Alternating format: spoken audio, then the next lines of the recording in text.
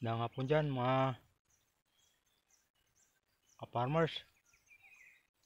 Ito ay yung video ko ay tungkol sa aking pinalinisan na area. Yan mga ka-farmers, oh. Ang diskarte ito mga farmers ay contour lang. Ayan. Tataniman ko pa ito mga ka-farmers ng ampalaya. Kasi ito mga ka-farmers parang rolling yung area nito. Hindi pantay. Kaya ginawa kong ganito na contour farming para hindi siya ma-soil erosion. Hindi mawala yung taba ng lupa. Ayan, oh. Mga ka-farmers, eh. Pinalinisan ko lang yung pinakatataniman niya. Ayan. Para hindi mawala yung taba ng lupa. Hindi ko na ito mga ka-farmers sisindihan. Para ma-preserve yung taba ng lupa.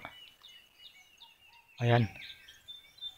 Hindi pa yung tapos mga ka-farmers. Sa lugar yun hindi pa tapos. Bala kong tanim ng mga ka-farmers na mga 800 na puno ito. Ayan. Pang tag-ulan ko ito natanim mga farmers. Ayan. Masukal ito masyado. Saka ito mga farmers, once nadurog yung mga damo na yan, magiging fertilizer pa yan ng lupa, ng tanim. Maglalong tataba yung lupa. Kaya inuugali ko mga farmers na hindi ako nagsusunog ng lupa o ng damo. Ayan mga farmers, oh. Maraming tinik. Kahit medyo matagal at kahit medyo magastos, okay lang yun. At least na-preserve po yung taba ng lupa.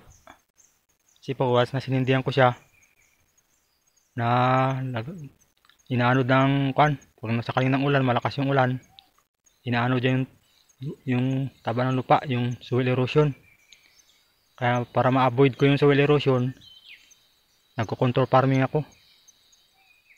At saka sa next na tanim ko, medyo mas maganda na siya mga farmers kasi nadurog na yung mga dahon at saka mga kahoy. Saka dyan tumitira yung mga bulati, yan pinakapagkain nila para lalong tumaba yung lupa. Ayan. Kakapal ito ka-farmers ang damo. Ito kasi once na madurog yung makapal na damo na yung mga farmers, lalong tataba yung lupa.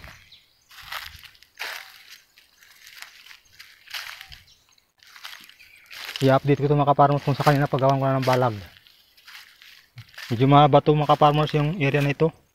Pero maganda ito sa tagulang ngayon ng tag-ulan. Kasi hindi ganong nababad yung tanim natin. Tanim ko na kumpalaya. So ayan mga ka-farmers, oh. Medyo maraming kahoy pero okay lang yan.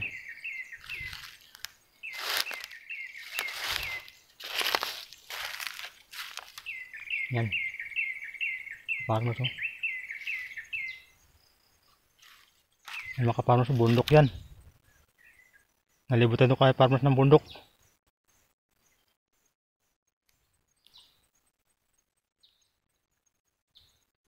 Sa lugar pala ito mga ka-farmers sa Ruas sa Palawan. Overlooking ito mga ka-farmers sa taas. Nakita doon yung dagat. Ayan mga ka-farmers, oh. Yung pinaka-practice ko talaga mga ka-farmers ay yung contour. Ni minsan hindi ako nagsunog ng damo. Kasi para sa akin yan, malaking bagay pa. Para ma-preserve yung taba ng lupa.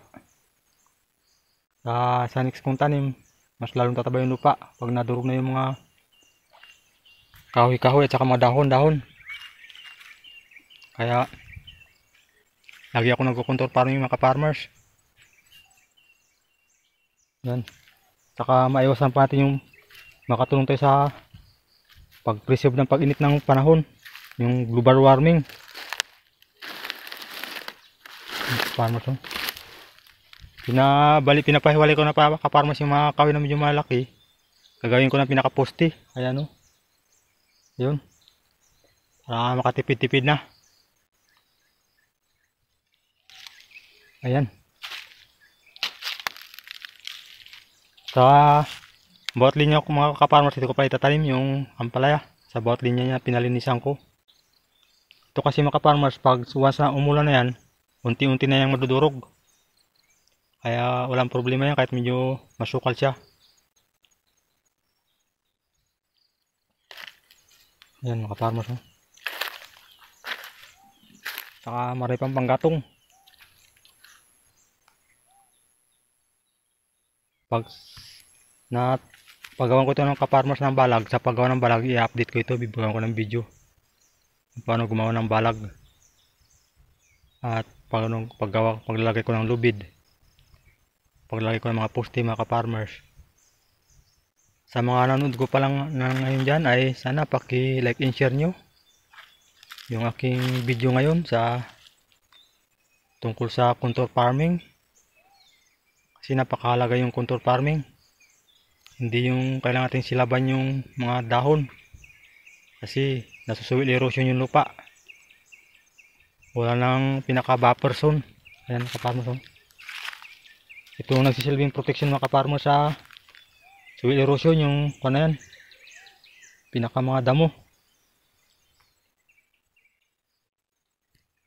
Pa-subscribe na rin po sana dyan sa mga nanonood ngayon at pa-like and share na rin po upang ma-update kayo sa mga susunod pang video about farming.